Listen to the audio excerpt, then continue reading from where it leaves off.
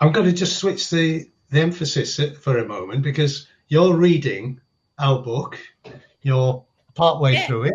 and I have a question about it. You said I can ask questions if Go that's on. okay. So, and I'm not at that chapter yet. So for our audience, I'm talking about the book Developing Mental Toughness. And you are talking about the concept of mental toughness, but also mental sensitivity. So, and as I said, I haven't read that chapter yet. I'm wondering, so can a leader, or should I phrase it in a different way? Can a leader be equally effective if they are mentally sensitive? And what does that mean? Does Well, that question? I'll give you the very short answer. The answer is yes, but Peter's going to give you the longer answer. Thank you, Doug. I'm not going to say no. I'm going to say yes also. But I mean, our thinking has developed, and it's developed from sessions like these, from talking to experts and people with different experiences. So, when I started off the mental toughness research eons ago, I came from a sporting background, and the idea that mental toughness is king or queen. Actually, king would be the word, and the mentally sensitive, that's not as good as being mentally tough. Now, some areas of the world have still maintained that view. We've changed our view that what it is understanding yourself, and there's lots of different ways of doing a job. So a mentally tough person may be very effective when mentoring, developing, leading mentally tough people. They might be a lot less effective when dealing with mentally sensitive people. Mentally sensitive people, it's the other way around. So you can be a sensitive leader. The starting point, as I think we've all agreed so far, is self-awareness, understanding what your strengths and development needs are. And there's no right or wrong way of doing it. And when we talk about leadership, we are getting more diversity into leadership, which is great. But there's still at the back of people's mind that a leader is some shouty bloke, basically, who just orders and tells and cajoles people into doing stuff. So a sensitive person can be a really, really effective leader, but they also have some vulnerabilities that when dealing with the pressures, when dealing with the targets, it can take a toll on them. So a mentally tough person, most entrepreneurs, for example, are quite mentally tough because they fail and get back up again. A sensitive person is vulnerable to the pressures of life, but they have a real insight. And we're back to followers and leaders. The person when I was a manager, the people who came to see me were different than the people who went to see Professor Earl, my colleague, who had a more sensitive, empathic nature. It's about understanding. So, Doug's short answer is yes, and I mean that is the answer. But it's knowing what you are, what you do, being comfortable with that, being comfortable in your own skin, but also realizing you can't cover all bases. I've never met somebody who can do everything. So, but people in the leadership team together can do everything. An individual will really struggle. And that's why, because I'm from a sporting background, the initial research, teams are really, really good. And when they're not, because as the context changes, as the situation changes, one style doesn't work for everybody.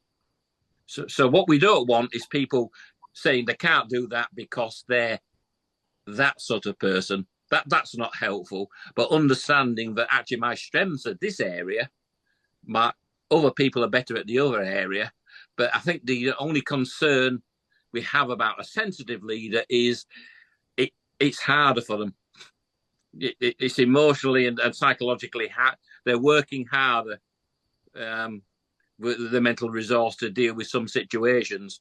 So as long as they have time away, they balance the world, it's all good.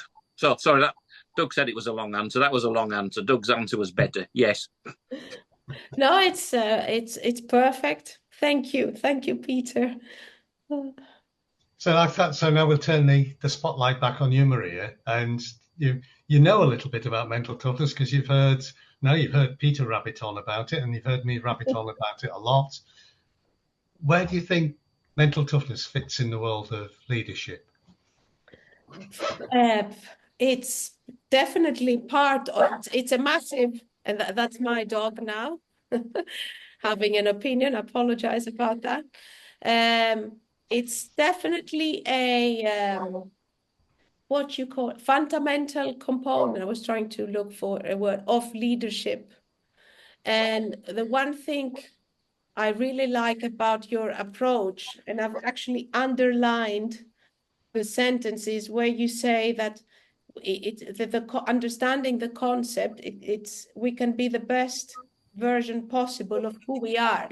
So it's not about changing, because that's another thing. So it's about how do you make the best of you. We do have some sort of resources, agency, whatever. So how can I make the best of this?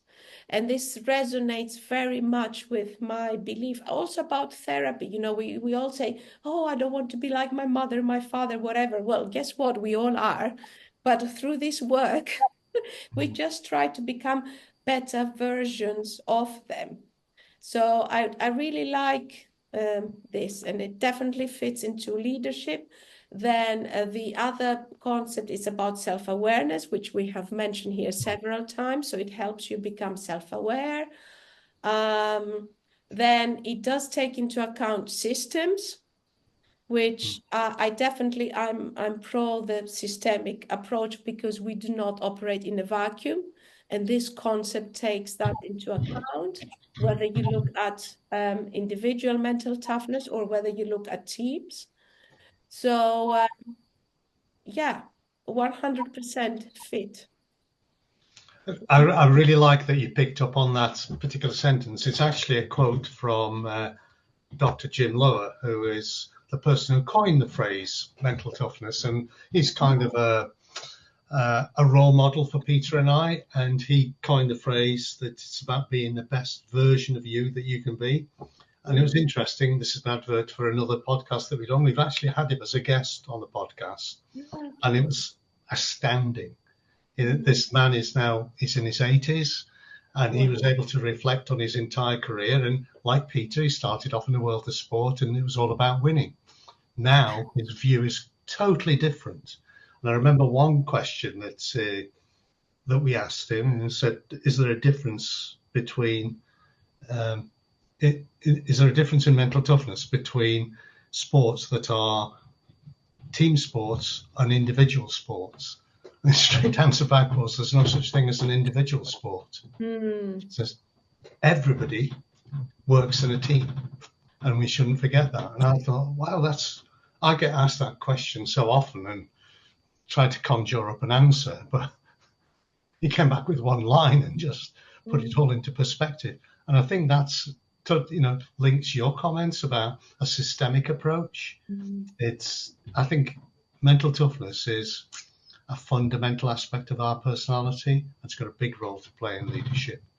And we certainly see by accident, it's not by design, because when a lot of these studies, we haven't created a self-awareness in leaders, but if the leadership group is more mentally tough than average, the employees are more mentally tough than average. If the senior leadership group is more mentally sensitive, the workforce is more mentally sensitive. So there is this, and it kind of makes sense, because we know that a lot of our mental toughness comes from our environment. And I think that's another component of leadership. We are creating people, whether we like it or not. And in order to understand that we want to create people that are effective, who enjoy what they do, we really need to understand ourselves. So hammering your self-awareness theme again. Yeah, so that seems to be the underlying, and I'm glad that we agree on that. So, Peter, you talk about your evolution over the years. Do you want to just come back a little bit on that and about the way that the world of sport has changed? Well, sadly it's not changed as much as the rest of the world. So I was brought up to tradition in sport that showing emotion was a terrible thing. Showing any weakness was a terrible thing, and you had mental toughness and you had mental weakness. And if you had mental weakness, then you're never going to make it in professional sport. As the thinking has developed, what the people were finding is talented individuals were dropping out of sport because they, and it would be seen by a coach as being a horrible thing that some people, heaven forbid, thought that actually they didn't always want to win, they just wanted to perform well. They could live with that, whereas some people, it was all about winning at any cost. And Professor Perry, who is a colleague of ours, I supervised his PhD on sports personship. And the idea that if you win, but you really all you want to do is win, and you don't care if you cheat, that's not really about self-development or intrinsic motivation. That's about missing the point completely. What is the point of cheating at golf or cheating in sport? So those ideas in sport are developing, and now most rugby clubs where I work with, or football clubs, are interested in the mental health of their players and the development and the wider development of players. But there's still that tinge, there's still that edge that actually just want to win. And actually a win is if people can come out of a high-level sporting career and be in one piece and be positive and be an ambassador and be able to develop other people. That's the win. But it's a battle. In business, it's slightly better. In education, it's a lot better. It's not about getting straight A's. It's about enjoying your experience and learning from your experience and being comfortable with yourself. So my personal journey was, my job when I started off this area of research was make people win more. As simple as that. And I think what's changed with the help of Doug and other colleagues is how we define winning. There's another 50 years after you finish your sporting career, and somebody is happy and content. That's winning. And I think so I sometimes ask, like Doug, about individual and team sport. So what you're saying is you'd be happy if your team performed badly and didn't win the league. And I think if the team was together, they were doing their best. And it's about you. When you look at youth sports, there's some terrible parents on the touchline shouting and screaming at their kids, and it's about having fun, and it's about developing, and it's about learning to lose. So we're not gone soft.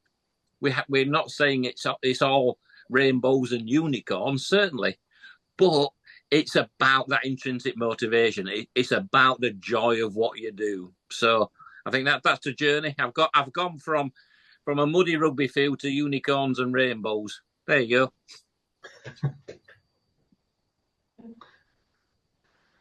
I'm trying. Yeah, follow that, Maria. Sorry, go on. Follow that, Maria. No, I can't. It's just the last image of the unicorns, and I'm just trying to remember something now, which something about a camel and a unicorn. But I will. It will come to me. It's something from the advertising world. But anyway.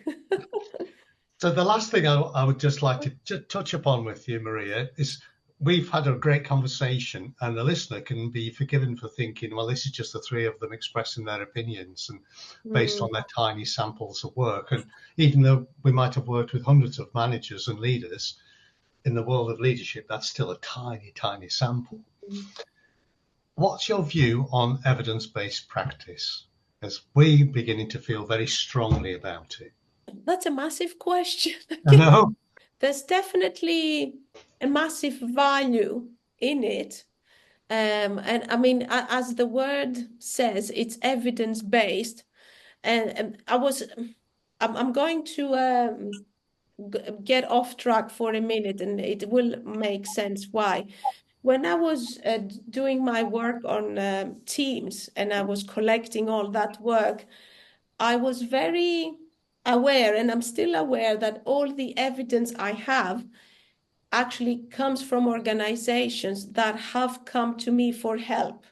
So there is an inherent bias, if you like, in that and in what I say. But I think there isn't any. Is there really a piece of research that doesn't have some sort of form of bias in one way or another? I don't know. I think that as long as we are aware of what the advantages and the disadvantages are, or to view any kind of evidence not as a map, but rather as a compass, that's what is important to me. So there's definitely a value, and a great value. At the same time, whoever is providing that evidence needs to have like a disclaimer. By the way, take into account 1, 2, 3, 4, 10 things that have influenced what I'm sharing with you. But I think that's true for any research or piece of work, isn't it? I think you're absolutely right. I mean, Peters often talks about research is influenced by the person with that hypothesis, and the hypothesis will reflect something that's of interest to them. I see with research, there is a process, a peer-reviewed process, that when it works, it works. It doesn't always work, but it's really good for testing out somebody's opinion. And eventually, you kind of get a distillation of a consensus view about whether something is reliable or it isn't. I'd like to think we've got to something like that state with the mental toughness concept, because in the world of research, there's something like 80-90% of all research now takes place using Peters 4C's concept. Wow. And mostly it's supportive, and that's fine that people will challenge it and say, no, I don't think it's right. But I'll give you one little example. Our last piece of research on the technical properties of the MTQ-48 was based on a sample of 78,000 people. Within that sample, we found that the patterns of mental toughness for males and females was virtually identical. So we were comfortable with a big sample like that. That was kind of representative. Exactly. About 3 months ago, somebody in India published a piece of research to argue the opposite, that there are differences. But their study was on 240 people, roughly 120 males, 120 females, and they were all elite sports people. So, we sit there and we look at that and we think, okay, don't know how that's got past the peer-reviewed process, but when I look at the volume of evidence on one hand and the tiny, tiny bit of evidence that's from a very select background on the other, I'm capable of distinguishing between them. I'm more interested in practitioners because I think the world that you and I inhabit is full of fads and badly constructed ideas, and somebody has sat down on a kitchen table somewhere, produced a nice image based on 4 colours, and suddenly it becomes a concept that people are using all over the world, and there's no evidence behind it. It is just a well-packaged piece of nonsense. And, that's true. And then you can have ideas that have some evidence, and the evidence is manipulated. So I know that one of the things that concerns John Perry at the moment, he gets quite irate about this. If you've been here, you would know about it, is imposter syndrome. There's actually no research for imposter syndrome. The research paper actually talks about the imposter phenomenon. It never mentions syndrome once. And it's a study on 6 people. And the choice of the word syndrome is problematic anyway, because it makes it by default is okay, there's a problem. Well, I agree with you. It's suddenly become a crime, isn't it, as a notion? And the way I deal with it, I'll say, okay, what's the opposite of imposter syndrome if you believe that somebody doubted themselves all the time? Isn't the opposite that they believe it's all down to them? Yeah. When you get people to understand, again, it's context, isn't it? It's getting people to think about it contextually. It is context, and I agree with you about all those fads and whatever. And sometimes even even if there is a tool which is which has validity and reliability and all that it needs to have, I find some practitioners use it the wrong way. So, for example, there might be a psychometric which the use should be for developmental reasons, according to the British Psychological Society, and then you find organizations using it for recruitment. Yes. And then we blame the tool for the results. But then, no, it's not the tool's fault. We are using it wrong. So that it gets me, I get very angry sometimes when I read all those, it's like a ranting sometimes. They demonize tools and stuff on LinkedIn the last few years more so. So, yeah. Yes. Well, they're all tools and they all do different things. And the way that I sometimes deal with it, I say, look, here's a surgeon about to do a piece of very complex surgery. I can give them a knife. Do I give them a butter knife or do I give them a scalpel? Exactly. Yeah. And then we have this amazing creature which is called a human being. And it's probably so complex, but yes, we try to just distill it either in 4, 16, 18, 22 types or whatever. And yeah, I don't know. I'm going to leave the last question to Peter. A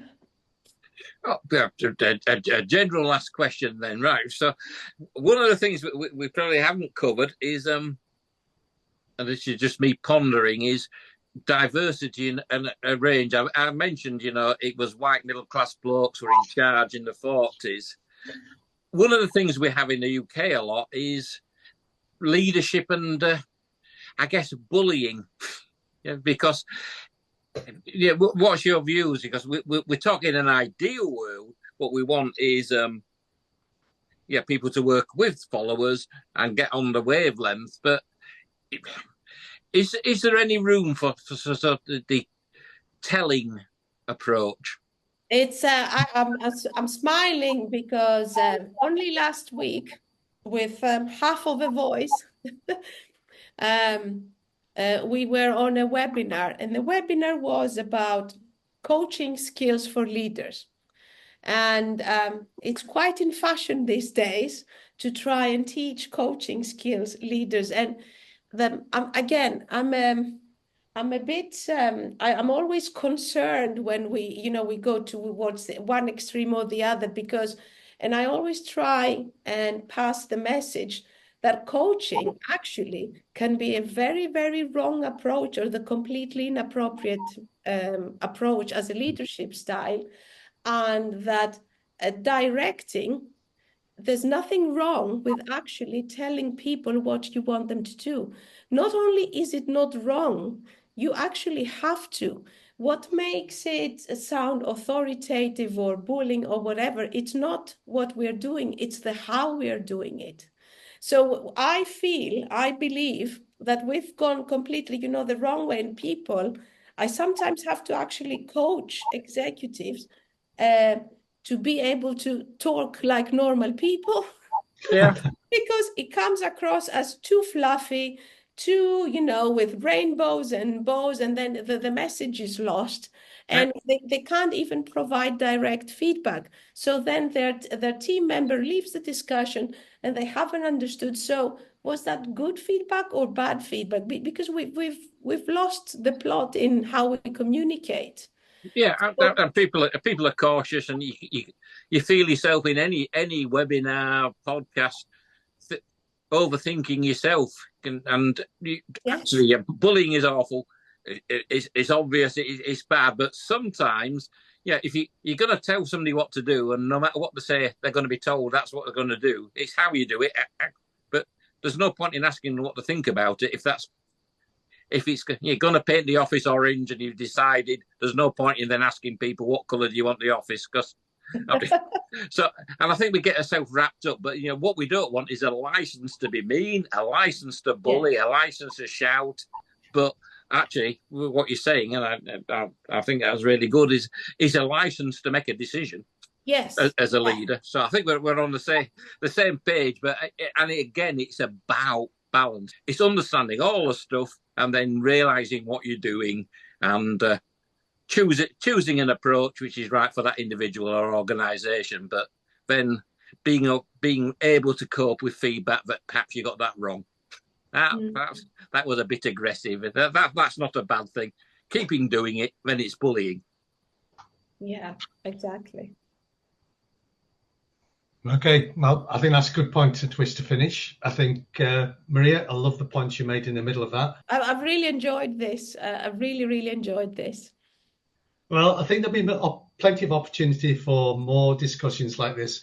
We have other forums where we can have this sort of discussion and, take it forward into some form of action as well. But thank you very much, Maria. That's been brilliant. And thank you for your voice. Your voice has held up. Thank you both. I have really enjoyed this and really looking forward to future conversations.